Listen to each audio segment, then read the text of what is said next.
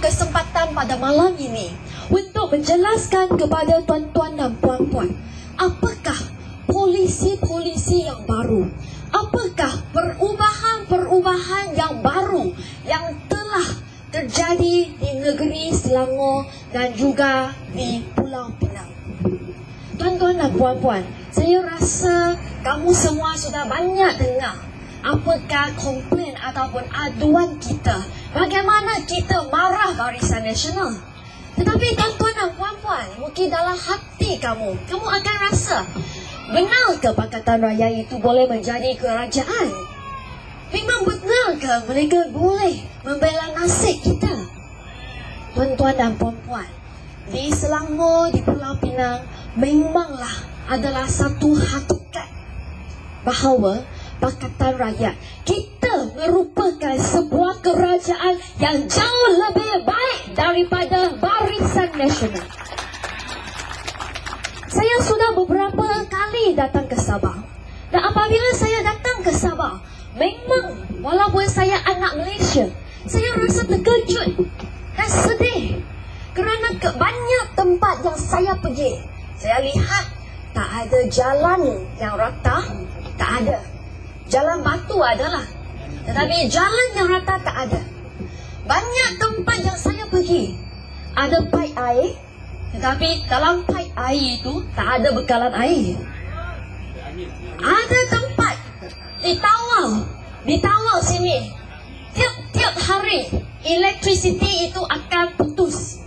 Sampai orang cakap SESB, sepatutnya Sabah Electricity Sdn Bhd, sekarang dipanggil sebagai Sabah Electricity Sure Breakup. Betul? Sure Breakup tiap hari. Dan tadi YB Jimmy Wong sudah cakap juga, di Tawau 505,000 minit setiap pengguna setiap tahun. Tetapi di Semenanjung ini tidak akan berlaku. Itu tidak akan berlaku.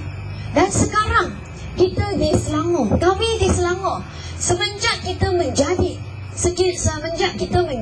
kerajaan negeri Selangor, kita sekarang memberi air percuma kepada anak Selangor.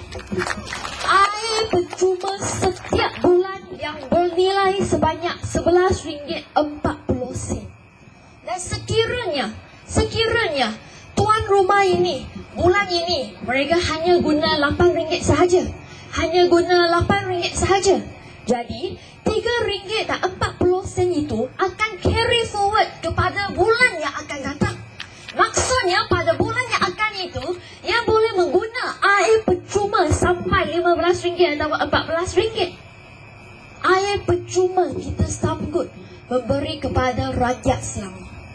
Dan juga di Selangor, apabila anak Selangor melahirkan bayi yang baru, melahirkan setiap orang bayi, kita terus memberi angpau. Kita terus memberi angpau yang sebanyak RM100. Dan RM100 ini akan disimpan di dalam bank account. Dan sampai apabila bayi itu mencapai umur 18 tahun, kerajaan negeri Selangor akan terus memberi kepada mereka RM1,500. RM1,500.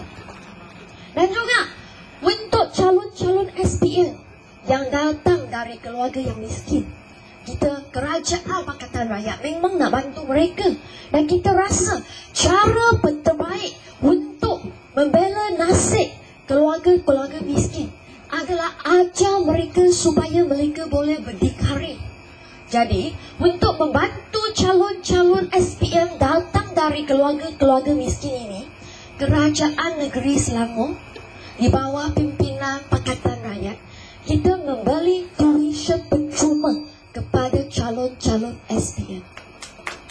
Saya nak tanya tuan-tuan dan puan-puan, di Sabah, kamu ada air percuma tak? Adalah dari langit lah, bukan dari kerajaan lah. dari langit itu kita semua ada, tetapi dari kerajaan itu memang tak ada lah. Dan di Selangor, di Sabah, Kerajaan Barisan Nasional ada kasih tuition percuma tak untuk pelajar-pelajar dari keluarga miskin? Tak ada. Dan di juga Pulau Pinang, sejak tahun ini Kerajaan Pulau Pinang untuk menunjuk penghargaan mereka kepada warga emas. Setiap orang warga emas, Kerajaan Pulau Pinang akan memberi hadiah, akan memberi wang tunai sebanyak RM100 untuk ke semua warga emas di Pulau Pinang. Kenapa Barisan Nasional tak mampu buat? Kenapa mereka tak mampu buat? Bukan itu sahaja.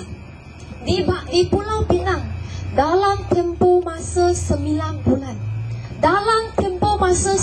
bulan, Kerajaan Pakatan Rakyat di Pulau Pinang, kita mampu membasmikan, kita mampu menghapuskan kemiskinan Tegal. Kemiskinan Tegal sekarang telah menjadi sejarah di Pulau Pinang. Kita tak lagi ada sebuah keluarga yang merupakan keluarga kemiskinan Tegal. Sudah tak ada. Apa Barisan Nasional yang tak mampu buat dalam tempoh masa 50 tahun? Pakatan Rakyat, kita mencapai dalam tempoh masa 9 bulan sahaja. Tuan-tuan dan puan-puan, apakah perbezaan di antara Pakatan Rakyat dan dengan Barisan Nasional? Tadi Tuan Haji cakap bahawa ada orang yang cakap bahawa pemimpin-pemimpin Pakatan Rakyat tidak setanding dengan pemimpin-pemimpin dari UMNO. Saya rasa sudah banyak segi Tuan Haji telah tunjuk bahawa memanglah kalau nak banding tentang bilangan kereta, bilangan rumah, itu kita memang tidak setanding dengan pemimpin-pemimpin UMNO. Dan satu lagi saya rasa kita yang tidak dapat bertanding dengan UMNO, dengan Barisan Nasional, iaitu kepandaian makan duit rakyat. Itu kita tidak dapat bertanding dengan Barisan Nasional. Itu kita kalah. Tuan-tuan dan puan-puan, kenapa Sabah yang dulunya merupakan negeri yang paling kaya, tetapi sekarang menjadi negeri yang paling miskin? Kenapa pada malam ini saya datang ke sini? Saya rasa sedih. Saya rasa begitu sedih kerana saya mendengar tentang berita-berita bahawa peladang-peladang kelapa sawit mereka teruslah dibakar oleh kerajaan negeri Sabah. Dan petang ini, tengah hari ini, saya juga telah pergi ke satu kampung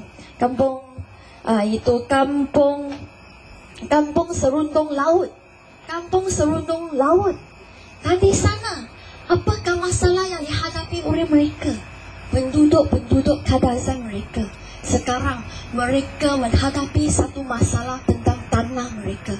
Kerana walaupun mereka sudah menduduki di tanah situ selama 6 generasi, sudah berpuluh-puluh tahun mereka duduk di sana. Walaupun mereka, nenek moyang mereka telah mendiri rumah di sana sebelum Barisan Nasional menjadi kerajaan.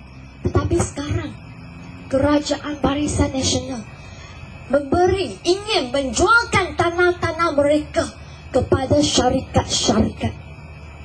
Dan siapa di belakang syarikat-syarikat itu? Anak Sabah ataupun anak KDM?